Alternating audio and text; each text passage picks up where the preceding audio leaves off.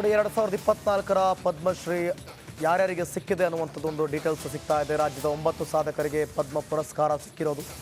ಸೀತಾರಾಮ್ ಜಿಂದಾಲ್ ಪದ್ಮಭೂಷಣ ಪಡ್ಕೊಂಡಿದ್ದಾರೆ. ಉದ್ಯಮದ ವಿಚಾರದಲ್ಲಿ ರೋಹಣ್ಣ ಬೋಪಣ್ಣ ಕ್ರೀಡೆ ವಿಷಯದಲ್ಲಿ ಪದ್ಮಶ್ರೀ ಪಡ್ಕೊಂಡಿದ್ದಾರೆ. ಇನ್ನು ಪ್ರೇಮಾ ಧನರಾಜ್ ವೈದ್ಯಕೀಯ ವಿಷಯದಲ್ಲಿ ಪದ್ಮಶ್ರೀ ಪಡ್ಕೊಂಡಿದ್ದಾರೆ.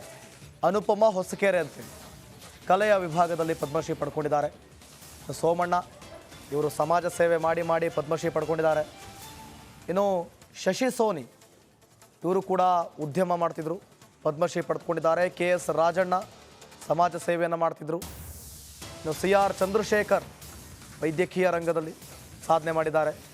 ಶ್ರೀಧರ್ ಕೃಷ್ಣಮೂರ್ತಿ ಇವರು ಶಿಕ್ಷಣ ಭಾಗದಲ್ಲಿ 5 ಗಣ್ಯರಿಗೆ ಪದ್ಮವಿಭೂಷಣ ಸಿಕ್ಕಿರೋದು. 17 ಸಾಧಕರಿಗೆ ಪದ್ಮಭೂಷಣ ಸಿಕ್ಕಿರೋದು. 110 ಸಾಧಕರಿಗೆ ಪದ್ಮಶ್ರೀ ಪುರಸ್ಕಾರ ಸಿಕ್ಕಿರೋದು.